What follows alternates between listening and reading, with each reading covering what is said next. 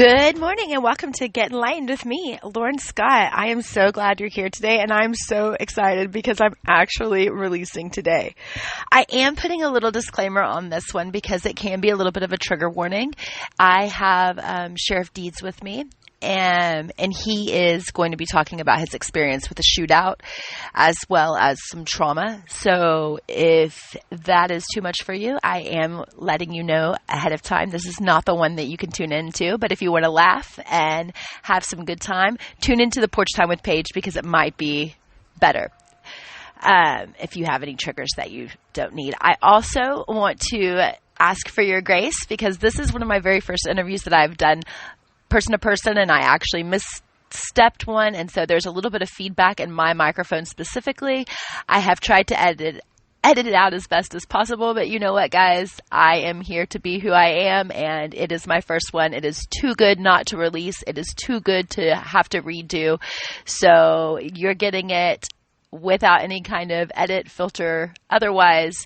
So if there's a little feedback on my end, it is my first one. Thanks for being here. I really hope you enjoy it. It is an incredible story and maybe a different side of what you didn't expect behind the scenes. So without further ado, I think that's how you say it, or with further ado. Anyhow, here's the first episode of Get Enlightened with me, Lauren Scott. Good morning and welcome to Get Enlightened with me, Lauren Scott. I am so excited today to have one of my most favorite people, Sheriff Deeds, in with me. He is the sheriff of Hood County. I've had the pleasure to serve with him for 9 years. We've raised almost $1 million together just for the Paluxy River Children's Advocacy Center, and his story is amazing. So welcome, Sheriff Deeds. Well, thank you. Good morning. Good morning. I'm happy to have you here. I kind of want to get your story out here because I don't know if you've served for so long out here. And people have lost your story and what it's all about and the reason why you're so good for Hood County. So today, can you kind of start off on how you started to become sheriff? Have you always wanted to be a police officer? Let's start at the beginning. So where did you start, Sheriff Deeds? I started running for sheriff when I was 48, 49 years old, and then right before I got sworn in, after I won the election, then I was 50. So I've been in office now. At the end of this year, it'll be 15 years, and then I got one more year to go on my fourth term, and I'll be running for my next term also, but this next month I turned 65. But a lot of this started many years ago, just wanting to be able to help people, like helping people. A lot of people thought I was a little different because I wanted to get out there. Like, I used to live up in Colorado and get out in the snowstorms and blizzards and go out and feeding cattle in the pastures when nobody could get to them, or helping pull people out of the ditches just because it was fun to do and good to do and taking care of people. And I guess it's evolved over the years. I became a ECA and then an EMT and a fireman, and I was fire chief of Indian Harbor Fire Department for a number of years and had to retire from that position when I was made the first fire marshal of Hood County back in 2003, July of 2003, and did that, volunteered to do that prior to that also, and became a deputy. Went to Law Enforcement Academy in 1997, and so I was a paid deputy for Hood County in the late 90s, and then a volunteer fire marshal until 2003, and that's still law enforcement, and then ran for sheriff, and here I am. And what is one of the things that we can say is the difference between when you started running for sheriff and now? Well, there's a lot of differences. You got to go with the flow a lot of times and talk to the people and watch what's going on. And I don't watch the news so much because that's getting worse and worse every day. But agreed with that. As a fire marshal from the past and emergency management person, an EMT, Hood County has gone through a lot of disasters. Tornado 10 years ago that killed 6 people, and so that's always part of the job, dealing with that kind of stuff. As a sheriff, dealing with criminal activities, running the jail. When I came into office, we had a few that we had to house out of county, and Just the other day, we've been up to around 40, 45 people out of county, and the main reason is having, I think like even today, we got 53 females in the system. Really? But the jail was only built in 1995 to house 20 females. So Wow. as far as what's gone on different and more over the years is females are getting in almost as much trouble as the guys, and drugs. 20-some years ago, I was an undercover narcotics officer, and drugs, that's, I guess, a big part of why I got into law enforcement is as a fireman, as an EMT, you can help people and do a lot of good for them, but then the families that was just getting ripped Yeah. apart because of drugs and alcohol, you have to take it to the next level. And So now you're more of like that side of stepping in and Yeah. really helping all the way around. and it is greatly increased over the years. Mental illness is an up-and-coming thing. I don't know, what's the major cause of it, but I guess stressed out lives that people are going through. Yeah, I mean, just the world. I mean, just like what we were talking, you said earlier, you don't watch the news. I don't watch the news. I feel the news is so negative. That's one of the reasons why I'm actually doing the podcast, is to bring a little bit more of positivity to people's lives in any form or fashion that we can. Yep.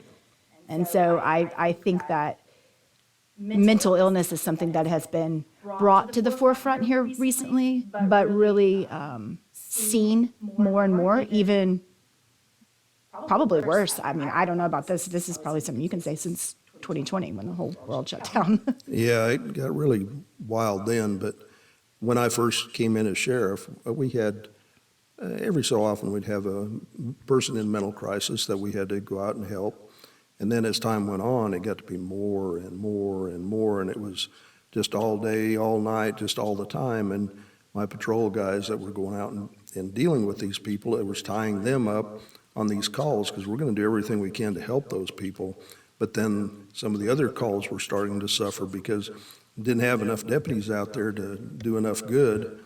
And so I had to take 2 people completely out of patrol and send them to school. They're mental health peace officers, and Wow. and that's their only job now. 2 people. I wish I had 4, but right now I have 2 people. That's all they deal with is people in mental crisis. Mental crises. And so it's, my record stood for a long time, many years of transporting 4 people to the state facility in one 24-hour period. But now my new record is 6. Wow. And, that's, It seems like a very big amount. yeah, people don't realize that. And unless their family has somebody that's in the family that's suffered mental illness and have to deal with that directly, most people don't realize what's going on out there. And it's a big thing. And alcohol and drugs, illegal drugs, just making everything worse. So somebody that's got some mental issues, then they think, well, let's enhance it with methamphetamine or all the other drugs that are out there, and it just makes things worse. Yeah. So we're dealing with all of that. This morning, matter of fact, around 6 o'clock or a little before 6, had the ambulance respond to help an 84-year-old man out that was having trouble breathing. Well, his son, that was born in 1964, so he's not a spring chicken, was high on meth.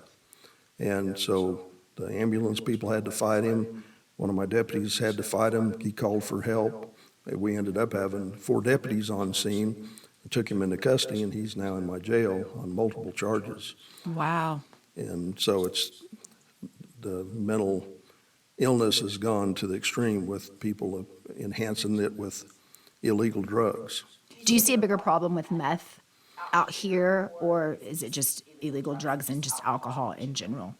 Well, meth is, it used to be, marijuana was the number 1 drug around that you caught people with, but now it's, meth is so cheap. That's another thing that's changed since I was an undercover narcotics person, or even when I first started.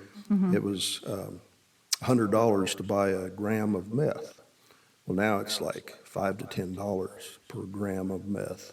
The gang members, the Aryan Brotherhood, well, not even so much the Aryan Brotherhood anymore. It's the Mexican mafia and different cartels that are bringing it in and just overloading everything. So it's selling it dirt cheap and causing more people to be addicted to it. And I've easy lost to get. more friends and family members actually that have gotten addicted to meth or alcohol, and it has just they've lost everything and ruined their lives. So I was so scared growing up that I just have never understood it, and so I think that what you're doing with the community and understanding that this mental health issue plays a big part in it is something that needs to be more talked about. And that leads to suicides or So much. threatened suicides, and so we spend a lot of time dealing with that. So that has changed dramatically. The mental illness, the suicides, which that all goes hand in hand. But of course, we still have burglaries and theft and murders and everything else. But we try to keep it all under control. And I think you've done a really good job, serving alongside of you, seeing what you've done with the CAC, seeing even Mission Granbury, the different, you really are out in the community 100%. And I think that's what makes you so amazing, because you're relatable. You are not a scary figure that's just sitting in your office, that sometimes we see in cities. You never see the sheriffs or the police chiefs coming out and about. And I think that is what makes you so great for Hood County, is that you make your presence known, but you also have kind of an open door that if somebody was to have an issue that they could come and talk to you about. oh yeah, that's a big part of it, being open to the public and learn what the needs are and be able to adjust to what they need do and it, keep on do what going. needs to do. And children are our future, and so we've got to take care of them. And Yes. I'm also the board president of the senior center, so I take care of the young, I take care of the old too. So you take care of the people That's that right. make up this world. So Well, now we're going to get into a little bit of the trauma-based of what's happened, because I know, was it, how many years ago did that shootout happen up at the square? June 28th of 2013, 10 years ago. Do you mind talking a little bit about that experience and then recovering from it with your, what do you call your officers? Do you call them? Deputies. With your deputies on how to recover that trauma that happened. Can you tell us a little bit about that? Well, it definitely takes time, especially when something happens to one of your own. And that morning, I was out at a meeting with another one of my officers, a meeting to talk about the animal control trailer for taking animals out for adoptions and adoption events and all that. And we were heading back into town on the east side of town and came across the radio that day that shooting had just occurred, and one of my deputies had been shot. And the second arriving deputy on scene gave a lot of information about who it was and what's going on and where they're at and what they were driving. And so we instantly headed that direction. And when we were out on Highway 44, that's when we passed the guy. So we turned around, no doubt in my mind whatsoever, because of the description my deputies gave of who it was. And we followed him into town, not really a high-speed pursuit, but he wasn't going to stop. And then finally he pulled down Houston Street, and lots of traffic up on the square, and he pulled in next to Farina's right before they opened and in front of City Hall and got out and started shooting. So anyway. He just opened up fire. Yep. In front of City Hall. He got out of his car. He was in a van. And chills all over my body. Yeah, and he started shooting. A lot of people say, well, what do you do when they start shooting at you? Well, you got to shoot back. Yeah. And this was a little bit different too, because we knew that he had just shot one of my deputies, and we knew that things weren't looking very good at that point. So, there was a lot of shots fired that day. I think there was like 76 shots fired between him mostly, and then I was the one that had the best shot and took him down. So, Wow. I had two of my deputies that were right there close to me that then dealt with that, and some Granbury officers. The Granbury officer was hit, which he became one of my deputies, and now he's a constable. So there's a lot of trauma in dealing with that, but you got to go on with life. And but that was a traumatic day, and Yeah. I really didn't know that deputy's wife very good, but got to know her real good from then on, and so you get to know families, and There's still fundraisers and things that yeah. help his family, right? Yeah, we just did our 10th Lance McLean Memorial Golf Tournament down at Squaw Creek, or Squaw Valley, I guess Squaw what Valley, it's called. Glen In Rose. Glen Rose, and every year it turns out really good, and a lot of people come out. For a number of the years, first 5 or 6, we did, had they have 2 golf courses down there, and we had both of them going and had a lot of people involved. So there was lots of people involved, paying to get in. The live auctions and then the silent auctions, so it made quite a bit of money. Do you do you give all of that to him and his family? Every cent of it. I think that's amazing. Yep, every cent of it goes to the foundation.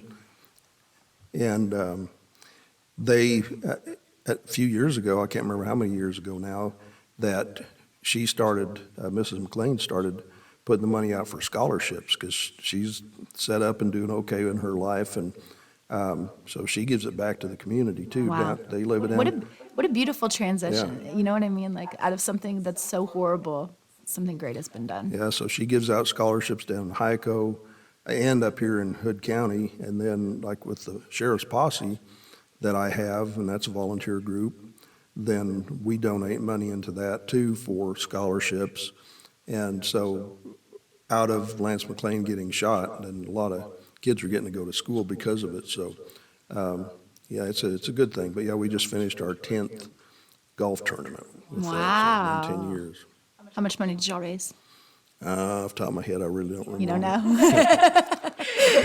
Okay, I'm sure it's a good amount, a great amount actually. Now, since you did do that shot, what is something that you have taught yourself to get past any kind of traumatic situations? I ask this, one, for myself, to be honest with you, because, about 2 years ago, I was the first on the scene where the gentleman passed away, and that I was working on. And I suffer from PTSD from it, so being a first responder is never going to be in the books for me. But what is something that you do, meditation, breath work, anything that you do to help relieve and let go at the end of the day?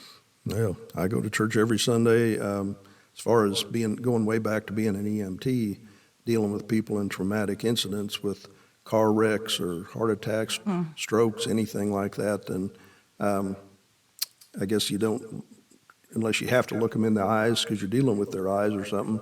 I worry about where's my wife, where's my kids, my child. Now I got a grandson too, but I worry about where are they at, are they okay, and then I'm just going to do what I have to do.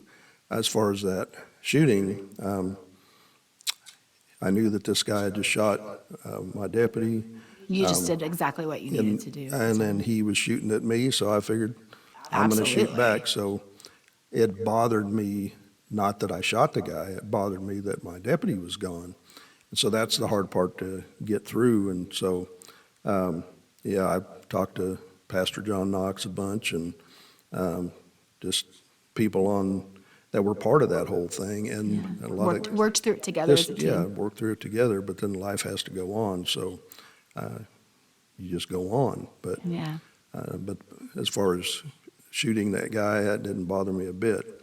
It's one of those things if you're in fear of your life, and I don't know if I was in fear of my life, but if somebody's going to shoot at me, I'm going to shoot back. Yeah, exactly, exactly. Well, I think it's amazing. I think your story is incredible. Moving forward, now we're here. It's election year. Is it election year? It's election year for you, right? I guess it's getting ready to start, because you got to sign up for the primary election in March 5th of 2024. You got to sign up in November. I don't remember the exact day. I think it's like November 11th or something. Or maybe that's a veteran. So everybody in Hood County needs to go make sure that they're voting. Yep. For Get the out election. and vote. And so we'll be signing up, and I'll be signing up by November and be on the ballot in March. Wow. Are you excited to run another? So is it a 3-year term, 4-year term, 2-year term? 4-year term. 4-year term. Is it going to be your last one, you think? I don't. I'm getting up there, and we'll see. I do what I feel is necessary At the time. what the people need, and I feel like Hood County still needs me to keep things going in the direction that we're going, and so. Well, I strongly believe that as well, and your love for the community is outstanding. I really have enjoyed working beside you. I've gotten you to do all kinds of fun things like get on this podcast, dress up as Santa.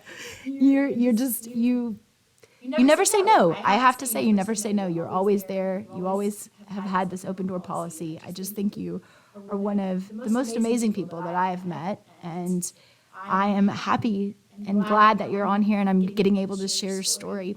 Let's also talk about if there was anything in the world what you would want to do different, what would that be? I don't know what it is. I feel like I was meant to do this, and so that's what I'm doing. People ask me, where are you going to go on vacation?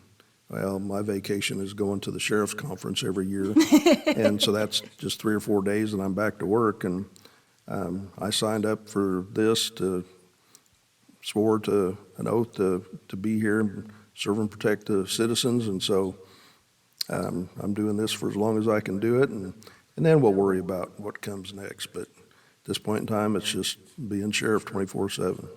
Wow. Thank you, Sheriff Deeds, for all that you do for Hood County. You're welcome. And thank you for all that you do for the people of Hood County. And thank you for sitting down and telling your story. I think it's amazing. I really, really truthfully do.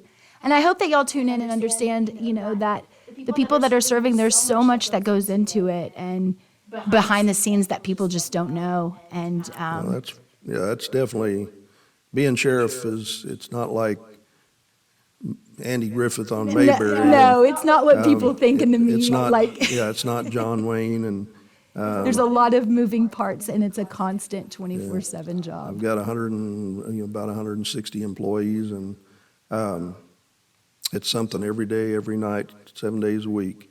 It's like, a bunch of kids, but they're your family. So, I got to take care of them, but I got to take care of the citizens of Hood County too. So there's a lot of moving parts with being sheriff. It's not There's just, a lot of moving parts. Yeah, you got to know every part of it. You can't. I got to rely on a lot of people to do the job, but